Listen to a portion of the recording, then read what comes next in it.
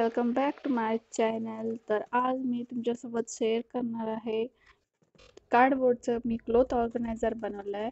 तर तुम्ही पण बनवू शकता एकदम झिरो बजेटमध्ये आणि दिसायला पण छान. तर बघा मी कसं बनवलं आहे. आणि जर तुम्हाला व्हिडिओ आवडला असेल तर प्लीज लाईक आणि सबस्क्राईब करा. तर आपण व्हिडिओला स्टार्ट करूया. तर मी घेतला एक ब्लॅक पेपर. तुमच्याकडे कोणता पण पेपर अवेलेबल असेल कलर पेपर तर तो घ्या आणि तो मी बॉक्सला लावणार आहे. तर या बॉक्सला मी पेपर हा पूर्ण लावून घेते. आता मी फेविकॉलच्या साहाय्याने हा लावून घेतला आहे, पेपर याला चिटकवला आहे. तर पेपर चिटकवून झाल्यावर आपण याला थोडंसं डेकोरेट करूया.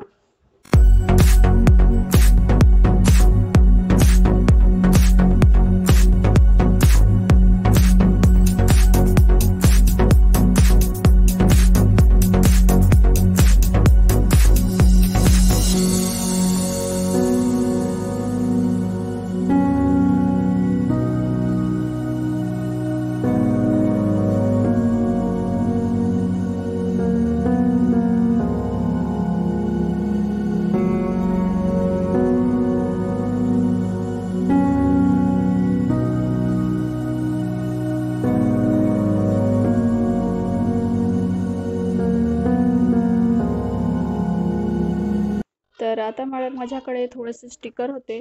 तर ते माझ्या मुलीकडे आहेत थोडे स्टिकर. तर तिने मला स्टिकर दिले थोडे. तर मी ते स्टिकर याला लावते कारण छान दिसणार. आणि पेपर थोडा कमी पडलाय तर मी ना खालच्या साईडला आणि आतमध्ये ना नाही लावलाय. तर ते मी नंतर दुसरा पेपर लावेल किंवा मी आणेल तेव्हा लावून. तर तुम्ही असं पूर्ण लावून घ्या. आणि आता ना माझा मुलगा पण आता मी हे करत होते तर तो पण मदत मध्ये मध्ये करत होता, करून होता देत. तर मी मग शॉर्टकट लगेच त्याला स्टिकर लावून घेतले आणि लगेच तुम्हाला दाखवते मी याच्यात कपडे कसे ऑर्गनाईज केले.